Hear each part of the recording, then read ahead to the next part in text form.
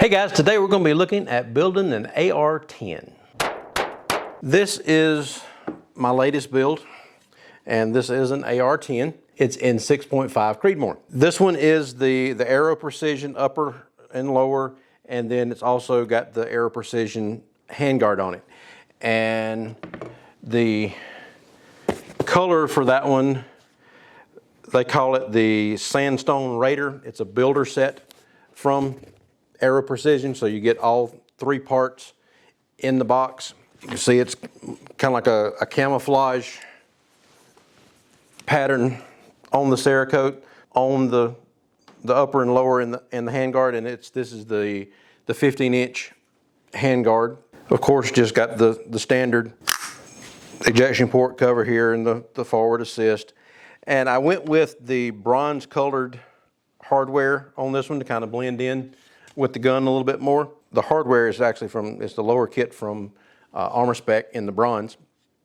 And same thing with the charging handle, it's the Armor Spec as well. And I learned a few things when I was building this one.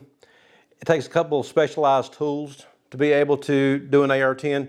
I've built several AR-15s, but the AR-10 is just a little bit different as far as how you build some of the stuff. Just put the scope on it a week or so ago, so I hadn't had a chance to zero it in yet. But I just want to tell you about some of the parts and why I chose some of the ones I did. We'll start here with the buttstock. It's the Magpul PRS Lite stock. So it's got some adjustment on it, but it's not the fully adjustable one. It is the light version of that, but you can still adjust the comb and the length of pull. You can move that cheek well up and down a little bit. It has about 3/4 of an inch or so of adjustment here on the buttstock to be able to lengthen the length of pull. But I've been using adjustable stocks as far as the length of them, but I always find that I wind up keeping it the same length anyway. So I figured I would try this one this time, and I really like the way this one feels. It's a nice solid feel to the gun. Some of the adjustable ones, like the last one that I built, that we were doing the Viridian grip with the laser and the flashlight built into it. That gun, I've got an adjustable buttstock on it, and I'm really considering switching it and putting this PRS Lite on it, because some of the adjustable ones, depending on the tube that you put with it, it gets a little bit wobbly. The one on the black gun with the black and red that I built, it's that the buttstock wobbles a little bit even when it's locked down. It's stable and I shoot well with it, but I like the way this one works. So I'm probably going to switch that black one over to one of these type stocks. The grip on it is a grip from Ergo, and you can see on the hand grip that it's got a lot more contour than some of the other grips. So it's really, they make good on their name, Ergo, so it's ergonomic. So it's a very nice grip. It's got swells in the palm here where it's going to fit the palm of your hand well, and it gives me a good reach on the trigger there. So it fits my hand very well, so I like the way that Ergo grip works. The barrel itself, this is a Wilson Combat, and it is the 24-inch, and it's the Super Sniper fluted build, so it makes for a long rifle with that 24-inch barrel. And then I got the Christensen Arms muzzle brake on it, and just adds another 2.5 inches or so with that. So it is a long rifle. It shoots well, and with the way the barrel is and the weight of the barrel, you really don't have to worry that much about muzzle rise on it. The muzzle brake has some spots here where you can add Allen screws to change the way the gas comes out, to force it to go down a little bit more if you needed to. But I've shot this thing several times, and with the weight of the barrel itself weighs about 5 pounds. I don't have to worry about muzzle rise that much. Keeping the barrel up is more of an issue than letting it come back down. It wants to come back down on target pretty well by itself. When I was just shooting it with some backup sights that I was mounted on it just to see how it would do, seemed to be hitting exactly where I wanted it to. I've got the Wilson Combat gas block on it, and this is of course, a rifle length gas system on this one. And then I used the Cryptic bolt carrier group on this one with the Wilson Combat. So it seems to be a common issue with the AR-10s. When I first put them together and put the barrel on and had inserted the bolt carrier group, it fits together fine, but when I started to pull the charging handle back, I just about had to stand the gun up on its end and hit the charging handle to be able to get the thing to come out of battery. And I was reading several things online. I didn't know whether the bolt carrier group needed to be adjusted or exactly what it was, but from all of the different posts that I've read on different websites, it seems to be kind of a common issue no matter what brand of barrel and bolt carrier group you're using. And I did go ahead and polish the lugs on the bolt carrier group just a little bit. That helps some, and of course keep some oil on it. It has the finish on it that doesn't need as much oil, but I still go ahead and oil it. But as I've fired the gun, now it's easier to get it to move. Beforehand, I would have really had to jerk on that thing to get it to move. So it's wore in a little bit, and it's a nice snug fit in the barrel, and it locks up well. The scope and the mount is a Leupold mount, and it's a 34 millimeter tube on the scope itself. So of course went with a 34 millimeter mount for the gun.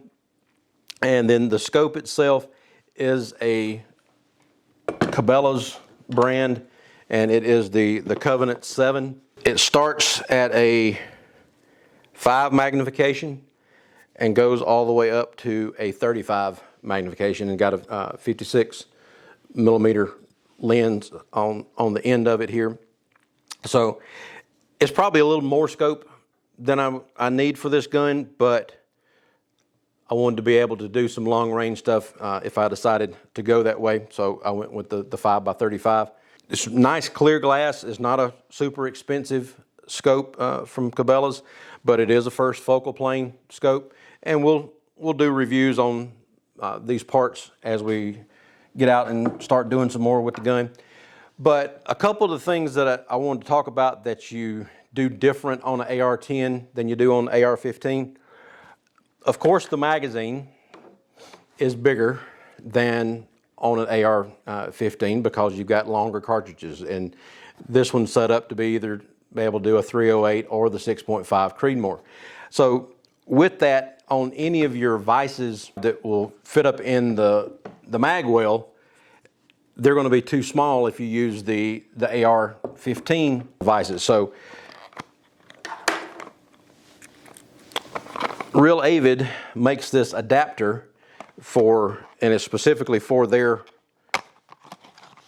part, but it just slides down over the vice block that goes with the Real Avid toolkit.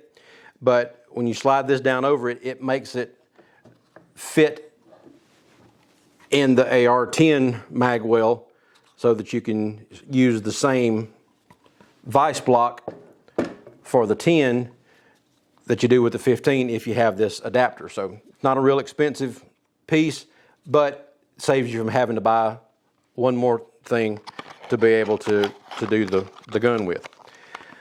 Another piece that's specific to the AR-10, and again, this is from Real Avid, so I have the Real Avid toolkit for the AR, so I wanted to go ahead and just keep all the parts the same. And this one is the vice block that you can use, and it takes the place of the bolt carrier group. So when you're putting the barrel and the upper together and you're tightening down the barrel nut, then this goes in the upper, and you can put these little pins in here to put in your vise, and it keeps it from moving around. This piece goes in and locks the piece in there to keep it from moving around. But it also locks into the lugs of the barrel. So you've got it locked in the vise, and then you've got the barrel locked onto the end of this piece here. And so when you're tightening that barrel nut, you're not putting any torque on the upper itself, so you don't have to worry about anything twisting that way. So it just locks it onto the barrel, and you're using the lugs itself to hold it in place rather than having the tight block that you've got the upper clamped in the vise, and then you have the possibility of tweaking the upper a little bit. This takes the place of that, and you don't have to worry about anything getting bent on your upper when you use this. Handguard itself is proprietary to Air Precision, and they have this little tool that they send with it, because it's got a piece right here that slides in from each side, and then it's got a nut or a bolt on the inside of this that draws this thing together. So the barrel nut is specifically made for this type of handguard, and it has a dovetail going through the barrel nut, and you can tighten this back up, and it tightens the handguard onto the upper, and it holds really well. Got a nice lockup. Another thing that's different on the AR-10 is the way your front pivot pin goes in, and they make again, Real Avid. I like their tools. They make good stuff. This is another one from Real Avid. You can use this to put through the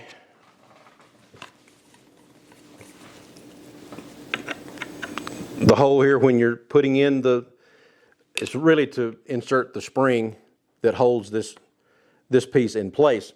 So there's a tiny hole right here in the front of the pivot hole, and you can use that hole. If you push this pin through there, there's a slot in this tool itself. Put this in so that the slot lines up with the tiny hole there, and then you can use this piece that screws into the end of that piece to actually put in there. It fits in this hole, and then you can compress the spring and be able to push the pin in at the same time and not have to worry about detent shooting across the room. That really is helpful on putting in the front pin, the takedown pin for the pivot. So I'd recommend buying one of those if you're going to do an AR-10. Another thing that's a little bit different, since the upper is longer than an AR-15, your spring here that would normally take this pivot here, instead of coming in from the end of the upper like it normally would, it comes in from the bottom. And on the Air Precision, at least, it's got a threaded hole so that you can get a tiny Allen screw. It comes up from the bottom rather than coming in from the back like it does on the AR-15. So it's going to be coming up from here. You can put that screw in there, and that way when you take your grip off to be able to do something with the safety, you don't have to worry about both of these springs coming out at the same time. Makes it a little bit easier to get that in there. Now, one thing that I did need to do when I used the Allen screw to hold that spring in place is I wound up having to cut a couple of the coils of the spring off so that it would still compress like it was supposed to be able to hold the back pivot pin in place. And then the spring for the safety still comes up from the grip like they do on the AR-15. So this grip will work on a AR-15 or a AR-10. It's the same grip for either gun. It's just the way the rear pivot pin comes in, since that you've got more of an extension right here on the lower. it's not a long enough spring to be able to come from the back and hold everything in place.